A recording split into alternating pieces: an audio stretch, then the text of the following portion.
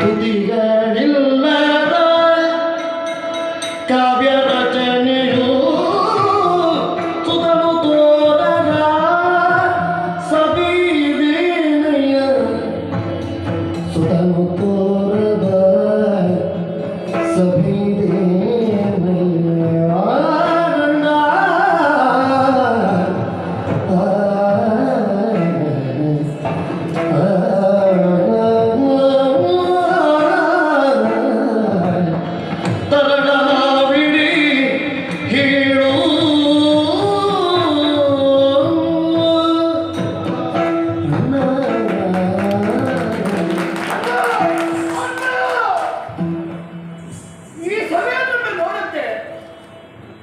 ಗಂಡ ಸತ್ತ ಹೆಂಡತಿಯಾದವಳು ಹೇಗಿರ್ತಾಳೋ ಹಾಗೆ ಕಾಣ್ತಾ ಇದೆ ಈ ಸಭೆ. ನಾಯಕ ಸ್ಥಾನದಲ್ಲಿರಬೇಕಾದಂತಹ ಪದಕ ಇಲ್ಲದ ಹಾಲದಂತೆ, ಸಾಹಿತ್ಯ ಇಲ್ಲದೆ ಇರುವಂತಹ ಕೃತಿಯಂತೆ, ನಮ್ಮ ಮಗನಾದಂತಹ ಅಭಿಮನ್ಯು ಇಲ್ಲದ ಇರುವಂತಹ ಸಭೆ ನನಗೆ ಏನೇನು ಚಂದ ಕಾಣ್ತಾ ಇಲ್ಲ. ಯುದ್ಧಕ್ಕೆ ಹೋದರೆ ಯಾರು ನಮ್ಮ ಮಗ ಹೋಗಬೇಕಾದ ಅನಿವಾರ್ಯತೆ ಇತ್ತು. ಪಟು ಭಟರು, ವಿಗ್ರಹಗಳು, ಶಿವನ ಹಣೆ ಕಣ್ಣಲ್ಲಿ ಬೆವರು ತರಿಸುವಂತಹ ಭಟರು ನಮ್ಮ ಪಕ್ಷದಲ್ಲಿದ್ದರು. ಯಾಕೆ ಚಕ್ರವ್ಯೂಹದೊಳಗೆ ನಮ್ಮ ಮಗ ಹೋಗಬೇಕಿತ್ತು? ಹೋಗಿದ್ದಾನೆ ಅಂತ ಸುದ್ದಿ ಇದೆ, ಮತ್ತೆ ಬರಲಿಲ್ಲ ಎನ್ನುವುದರಿಂದ, ಯಾರೊಬ್ಬರು ಮಾತಾಡುತ್ತಾ ಇಲ್ಲ ಎನ್ನುವುದರಿಂದ ನಾನೇನು ಅರ್ಥ ಮಾಡಬೇಕು? ಫಲವೇ ನಗದ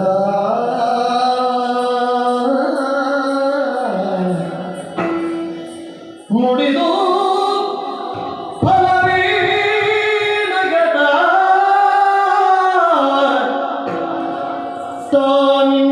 ತಾನಿನ್ನೊಡೆಯರಿಲ್ಲದ ವಸ್ತುವಾದಿ ಪಡೆದ ಬಿಸುಸುಯಿದಳಲಿ ಮೂರ್ಛಿಸುತ್ತ ನುಡಿದು ಫಲವೇ ಅಕಟ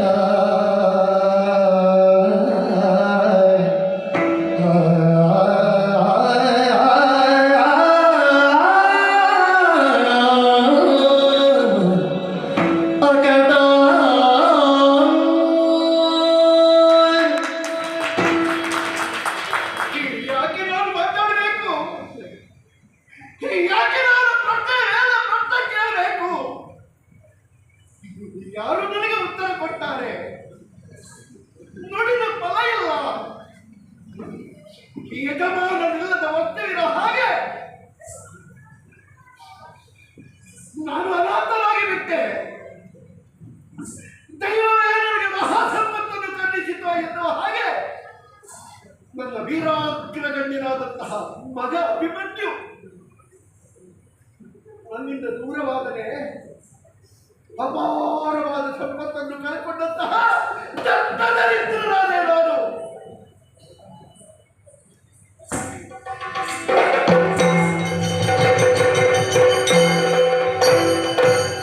ಮಗ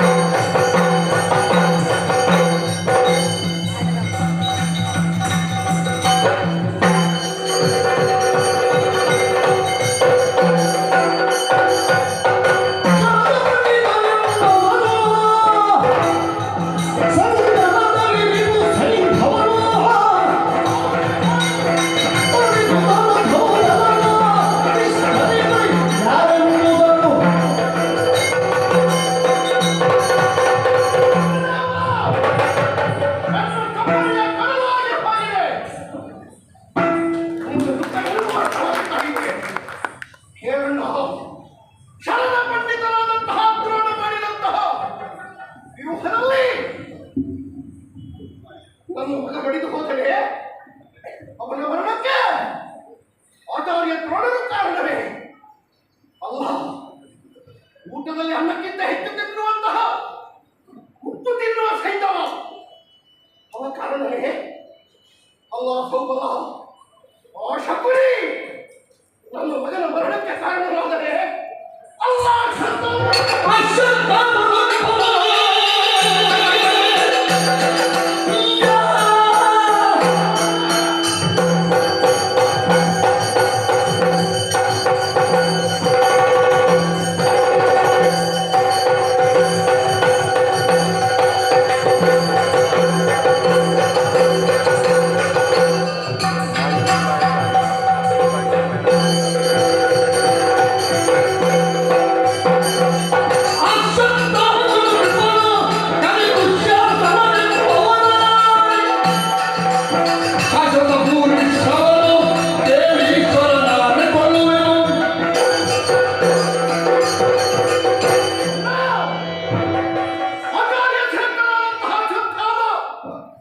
ನನ್ನ ಮಗನ ಮರಣಕ್ಕೆ ಕಾರಣರಾದರೆ ಕೆಲವೆಲ್ಲ ನಮಗೆ ಅಕ್ಷಾಭ್ಯಾಸ ಮಾಡಿಸಿದಂತಹ ಗುರು ಕೃಪೆಯಿಂದ ನನ್ನ ಮಗನ ಮರಣವಾಯಿತೆ. ದೊಡ್ಡ ಶಾಸನವನ್ನೇ ಮಾಡಬಹುದಾದಂತಹ ದುಶ್ಯಾಸನ ನನ್ನ ಮಗನ ಪ್ರಾಣಕ್ಕೆ ಬಗೆಯಾದರೆ ಪೂರಿ ಶವಕುಂದನೇ ನನ್ನ ಮಗನನ್ನು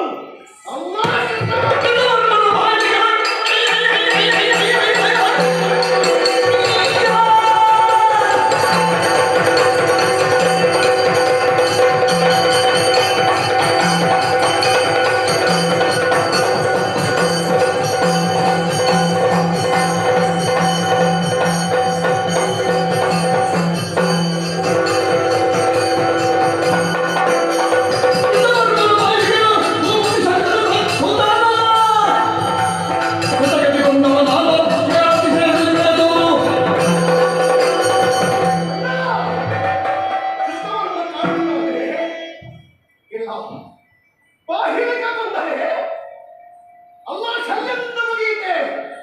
ಅವನ ಮಕ್ಕಳಿಂದ ಮುಗಿಯಿತೆ. ಯಾರಿಗಾಗಿರಲಿ ನನ್ನ ಮಗನನ್ನು ಸಮರಂಗದಿಂದ ಯಾರು ಕೊಲ್ಲಲಾರರು. ಕಪಟದಿಂದ ಮೋಸದಿಂದ ಯಾರು ಕೊಂದಿದ್ದಾರೆ?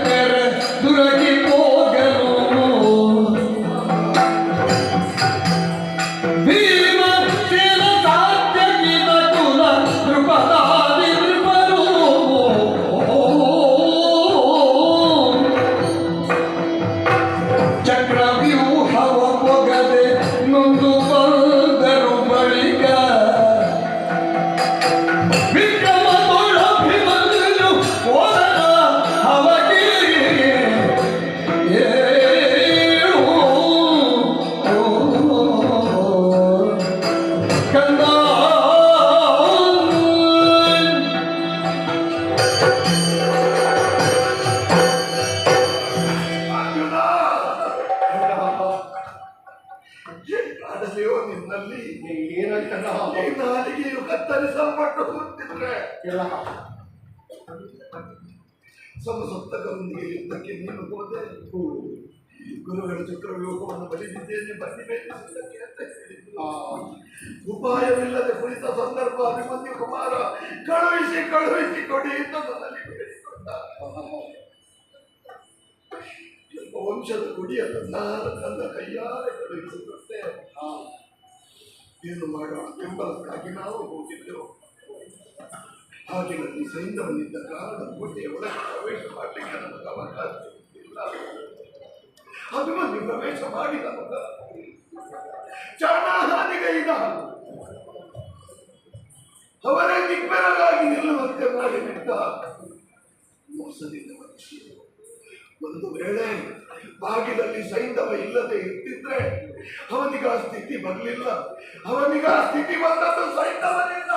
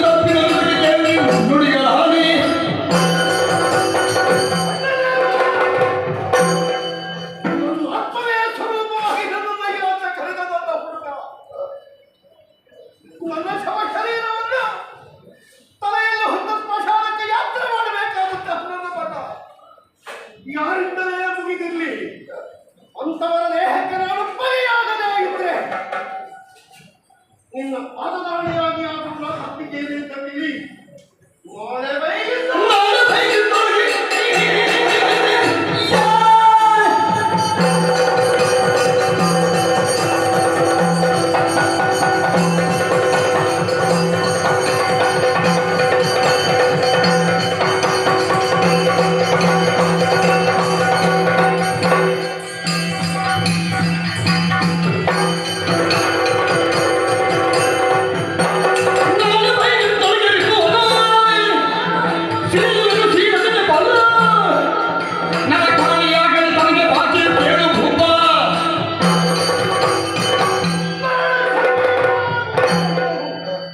ನನ್ನ ಮಗನನ್ನು ಹೆಣವಾಗಿಸಿದವನನ್ನು ನಾನು ಸೀಳಿಸುತ್ತೇನೆ ಅಂತಾದ್ರೆ ಯಮದೇವ ಕಳಿಸುವಂತಹ ರೌರವವೇ ಮೊದಲಾದಂತಹ ದುಸ್ತರವಾದಂತಹ ಪಾಪ ಉಂಟಲ್ಲ, ಅಂತಹ ಪಾಪರಣಿಯ ಪ್ರಾಪ್ತಿಯಾಗಲಿ. ಹೊರೆ ಹೊರೆ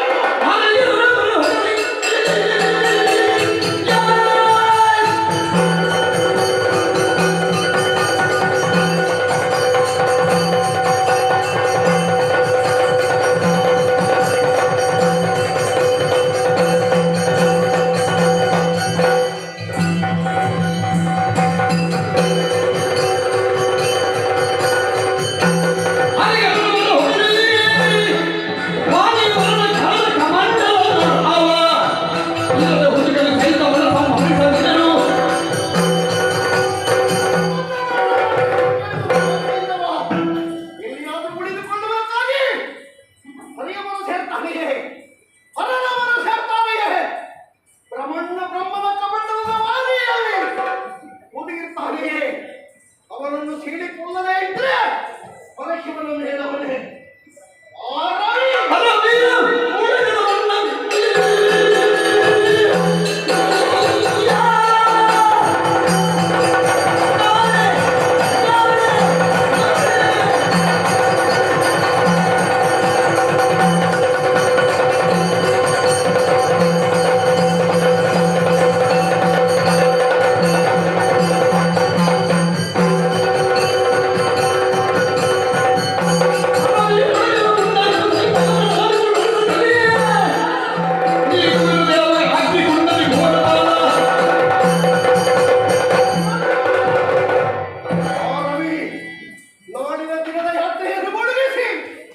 ಪಶ್ಚಿಮದ ಕಡಲಲ್ಲಿ ಮುಳುಗುವುದಕ್ಕಿಂತ ಮೊದಲು ಆ ಸೈನ್ಯವರ ತಲೆ ಕಳೆಯದೆ ಹೋದರೆ ಮರಿಸುವ ಅತ್ಯುನ್ನತ ನನ್ನ ದೇಹವನ್ನು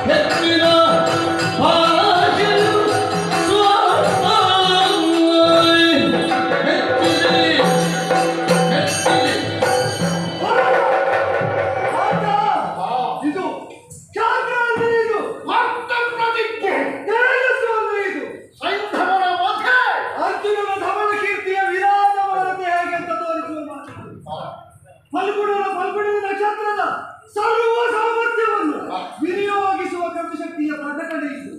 ಹೃದಯ ಗರ್ಭದಲ್ಲಿ ಅಡಗಿದ ದುರುಳನ ಕೆಂಪುಚೇತವನ್ನು ಮಾಡುವಂತಹ ಕೃತಾನಂದನ ಪಾರ್ಥನ ಪೌರುಷದ ನುಡಿ ಕಿರೀಟಿ.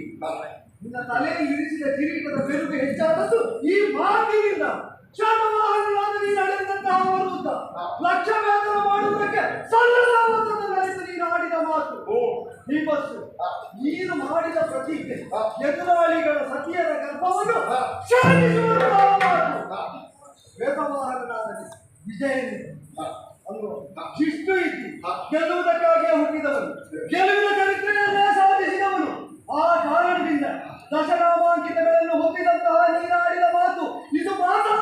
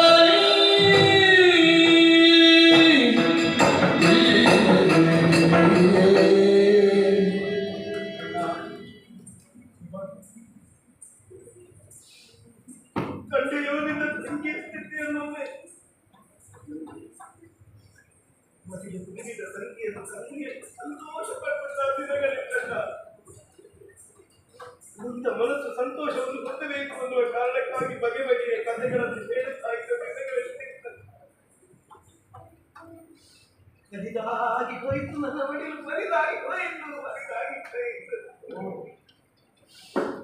ಕಣ್ಣುಚ್ಚಿನ ಮಿಂಚಾಗಿ ಬದುಕಿನ ಭವ್ಯತೆಯನ್ನು ಒದಗಿಸಿಕೊಟ್ಟಂತಹ ನನ್ನ ಮಗ ನನ್ನ ಕಣ್ಣಲ್ಲಿ ಇಲ್ಲವಾಗಿ ಹೋದ, ಇಲ್ಲವಾಗಿ ಹೋದ. ಯಜ್ಞದ ತೇಜವೇ ನನ್ನ ಉದರದಲ್ಲಿ ಕಾಣಿಸಿಕೊಂಡು ತನ್ಮೂಲಕವಾಗಿ ಬೆಳಕಿನ ಪ್ರಭೆಯಾಗಿ ಕಾಣಿಸಿದವರು ನಮ್ಮ ಅಭಿಮನ್ಯು ಕುಮಾರ. ಎಷ್ಟೋ ಬಾರಿ ನೀನೇ ಆಡುತ್ತಾ ಇದ್ದೆ. ಅಪ್ಪನ ಪೌರುಷದ ಪ್ರತೀಕವಾಗಿ ಕಾಡುತ್ತಾ ಇದ್ದಾನೆ, ಓಡಾಡುತ್ತಾ ಇದ್ದಾನೆ ನಮ್ಮ ಮಗ. ಹಾಗೆ ಅಡ್ಡ ನಿನ್ನ ಅಡಿಯನ್ನು ಈ ಕಾಲಕ್ಕೆ ಉಳಿಸಿಕೊಡುವ ಯೋಗ ನಿನಗೂ ಇಲ್ಲವಾಯಿತು, ನನಗೂ ಇಲ್ಲವಾಯಿತು. ನಮಗೆ 4 ವರ್ಷದ ಹುಡುಗ ಸಾಯುವ ವಯಸ್ಸೇ ಇದು. ಅವನ ಪೌರುಷದಿಂದ ಏನೋ ಹೋರಾಟ ಮಾಡ್ತಾ ಇದ್ದ, ಮಹಾರಥಿಯಿಂದ ಹೆಸರು ಗಳಿಸಿದ. ಆದರೆ ಇಷ್ಟು ಬೇಗ ನಮ್ಮ ಕಣ್ಣನ್ನು ಮಾಡಿದ್ದ ದೂರವಾಗಿ ಗೊತ್ತಿರಲಿಲ್ಲ ಅಂತ.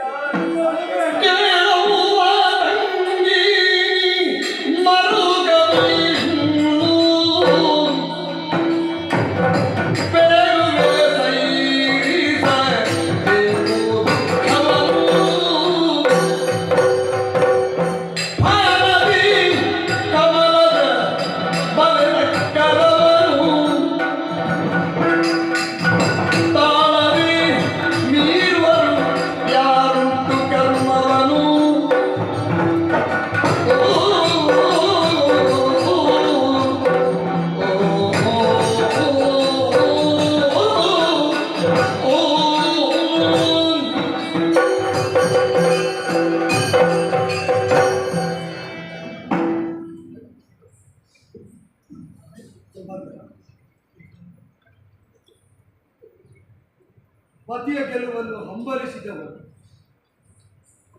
ಸುತನ ಉತ್ಕರ್ಷವನ್ನೇ ತಪ್ಪಿಸಿದವರು ಅನುಭವಿಸಿರಬಹುದಾದಂತಹ ವೇದನೆಯನ್ನು ಕಲ್ಪನೆ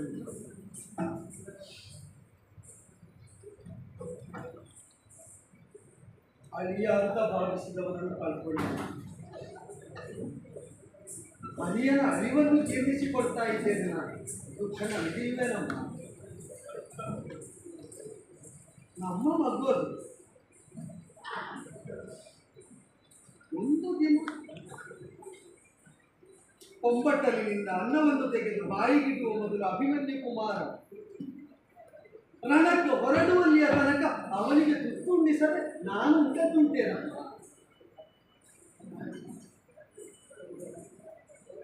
ಬದುಕದು ಅವರು ಇಲ್ಲದಿದ್ದರೂ ನಾ ಬದುಕಿನಲ್ಲಿಯ ತನಕ ಉನ್ನತ ನಿರ್ವಾಹ ಇಲ್ಲ. ನಾವು ತುತ್ತಿಡುವುದಕ್ಕೆ ಮಗು ಇಲ್ಲ. ಅರ್ಥ ಆಗ್ತದೆ. ಬದುಕಿನ ಕತೆ ಹಾಗಮ್ಮ. ನಡೀತಾ ಇರುವಾಗ ಮಧ್ಯದಲ್ಲಿ ನಾವು ಕತೆ ಕೇಳ್ತಾ ಕಣ್ಣು ಮುಚ್ಚಿದ್ವಿ. ಕಣ್ಣು ತೆರೆದಾಗ ಹೆಣ ಮುಂದಿರ್ತದೆ. ಅಷ್ಟೇ ಬದುಕುವಂತೆ. ಕತೆ ಕೇಳುವಾಗ ಕಣ್ಣು ಮುಚ್ಚಿ ಕಣ್ಣು ತೆರೆದಾದರೂ ಕತೆ ಮುಂದುವರಿಯುತ್ತದೆ ಅಂತ ಭಾವಿಸ್ತೇನೆ. ಆದರೆ ಹೆಣ ಮುಂದೆ ಚುಚ್ಚುತ್ತಾ ಇರ್ತದೆ. ಇದು ಸಮರ.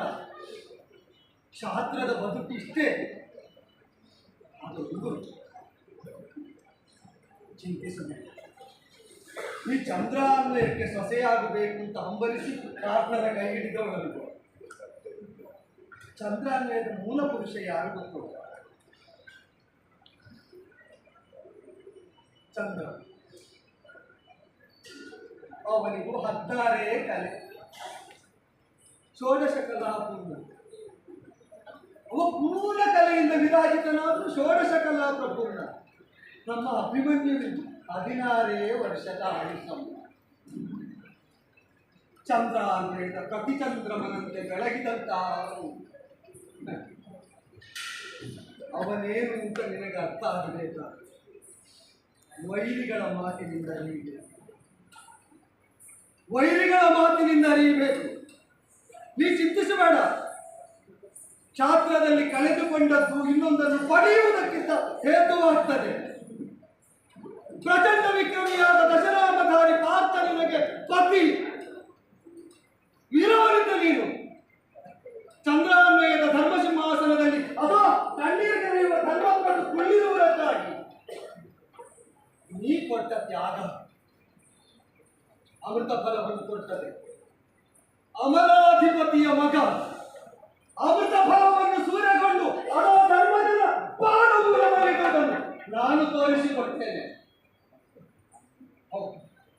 ಹೌದು, ಗೆದ್ದ ಗೆಲುವಿನಲ್ಲಿ ಮಗನ ನಗುವನ್ನು ಹುಡುಕು ಸಿದ್ಧ ಮಾಡಿದೆ.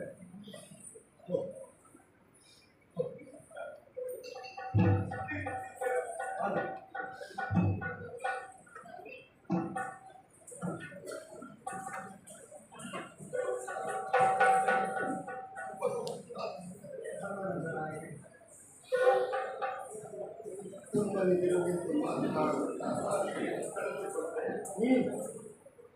ಬೇಡವಾಗಿತ್ತು ನನಗೆ.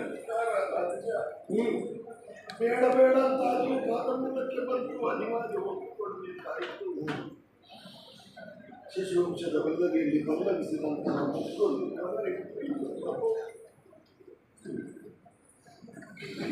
ಹೇಗೆ ಸಹಿಸಿಕೊಂಡ